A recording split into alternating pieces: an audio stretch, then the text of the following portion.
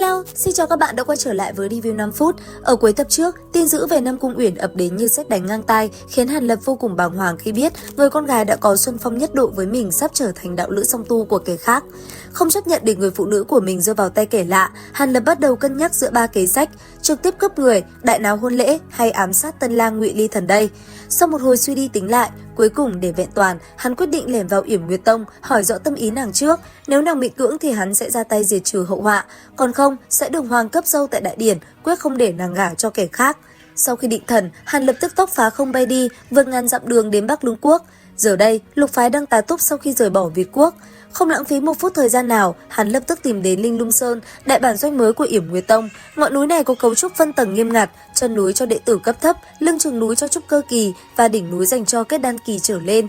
Sau nửa ngày nằm vùng, dùng thân thức quét map, anh Lập đã tia được một con mồi ngon ăn để cải trang, đó là Viên Khôn, một thanh niên luyện khí kỳ con ông cháu cha. Tuy trình còi nhưng nhờ có ông chú làm to nên được giao cho công việc béo bở là mua sắm vật phẩm thế tục. Đợi Viên Khôn vừa ra khỏi thành, Hàn Lập nháy mắt cho trợ lý đắc lực Ngân Nguyệt ra tay. Chị đẹp Ngân Nguyệt hiện ra, phun một hơi xương hồng phấn, khiến cả ba mê man bất tỉnh, rồi tóm gọn mang vào rừng hoang.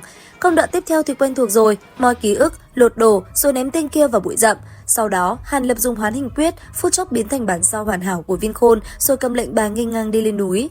Với bản tính cẩn trọng của mình, Hàn Lập không vội lên đỉnh núi ngay, hắn ghé qua phường thị, bàn giao nốt công việc của Viên Khôn, rồi mới men theo đường mòn đi lên.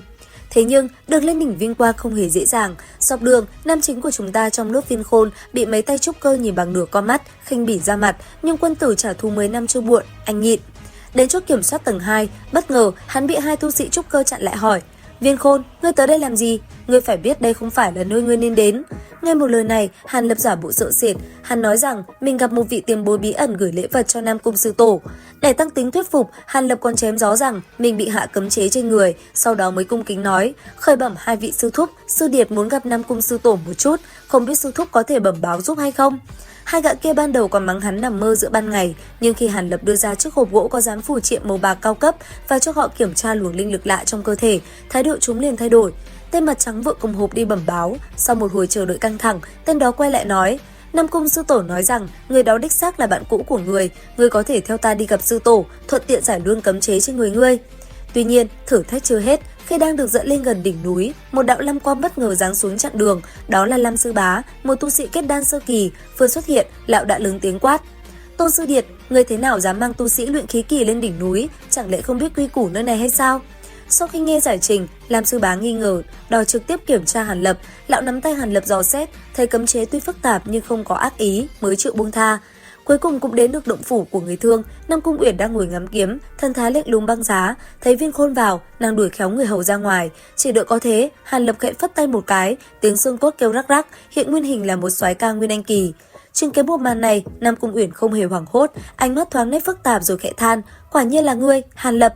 Ngươi biết ta sẽ đến." Khuôn mặt vốn đã hồi phục của Hàn Lập cũng không biết xưng hô với nữ tử này như thế nào cho đúng, lúc này có chút vụng về nói ra một câu ngớ ngẩn. Lời vừa ra khỏi miệng, Hàn Lập cũng có chút hối hận, bản thân không khỏi bối rối. Nam Cung Uyển nhìn thấy bộ dáng ngây ngốc của Hàn Lập, gương mặt xinh đẹp bỗng nhiên mỉm cười nói: "Chàng nha, gọi thiếp là Uyển Nhi đi." Nghe đến đây thì tim đập chân run, Hàn Lập sướng rơn cả người, hắn lý nhí gọi: "Uyển Nhi." Đang lúc không khí lãng mạn, Hàn Lập nhìn vợ tương lai đắm đuối, thì Nam Cung Uyển sau khi đỏ mặt, liền nghiêng đầu thản nhiên nói: "Ta có cái gì đẹp, chẳng lẽ so với thị thiếp mới thu nhận kia của chàng lại đẹp hơn sao?" "Ôi thôi xong, toang rồi ông giáo ạ." Vừa nghe khẩu khí tựa hồ không hài lòng của Nam Cung Uyển, Hàn Lập rốt cuộc cũng thanh tỉnh lại một chút, hắn kinh ngạc thốt lên: "Nạp thiếp, nàng cũng biết ư?" Nam Cung Uyển cúi đầu, nhìn nền nhà màu xanh, khẽ hừ một tiếng, lộ ra một chút láu cá đáp: "Hừ, trưởng lão mới vào của Lạc Vân Tông, mới hơn 200 năm liền tiến cấp tới nguyên anh kỳ, ta như thế nào lại không biết chứ?" Hàn Lập suy nghĩ một chút, liền chợt hiểu nói: "Là tu sĩ họ Đường gặp vài ngày trước đó nói cho nàng sao?" Nam Cung Uyển đưa tay vuốt tóc, ánh mắt đột nhiên trở nên vô cùng quyến rũ, lộ ra vẻ phong tình vạn trùng. Nàng nhẹ giọng nói: "Chàng cũng không ngốc lắm, đích thực là vị Đường sư điệt kia dùng phương pháp đặc thù phát truyền âm phù cho thiếp. Khi thiếp nhận được truyền âm phù thì thật sự không thể tin rằng người đã biến mất nhiều năm không gặp, này cũng đã trở thành tu sĩ nguyên anh kỳ. Thiếp liền lập tức gọi người tìm tư liệu của Lạc Vân Tông thời gian gần đây. Trước kia, thiếp đối với phương diện tin tức này không quá chú ý, mặc dù chậm một chút, nhưng cuối cùng thiếp cũng biết được tình huống đại khái của chàng từ khi chàng hiện thân và trở thành trưởng lão Lạc Vân Tông, cho đến lúc chàng rời đi khỏi giao dịch hội, mà thị thiếp kia của chàng đến nay vẫn còn đang ở Điền Thiên Thành chưa đi." Hàn Lập sờ sờ mũi, lộ ra một tia xấu hổ muốn giải thích: Rõ ràng lúc ấy ta bảo nàng theo một vị trưởng lão khác quay về tông môn, xem ra có chuyện gì gây chậm trễ rồi, bất quá vị thị thiếp này. Nghe đến đây, Nam Cung Uyển cắt đứt lời nói của Hàn Lập, thân sắc đồng thời ảm đạm, có vẻ nhu nhược thốt lên. Được rồi, không cần chàng nói gì nữa, thiếp cũng không phải đối với việc nhận thiếp của chàng oán giận cái gì, chính thiếp không phải cũng sắp gả cho người ta sao? Sắc mặt Hàn Lập khẽ biến, thanh âm trầm xuống chậm rãi hỏi, rốt cuộc là xảy ra chuyện gì, chẳng lẽ nàng thật sự muốn lấy kẻ kia? Nam Cung Uyển cắn đôi môi đỏ mọng, đôi mắt chợt lóe lên, nàng không trả lời hắn mà nghi vấn lên tiếng.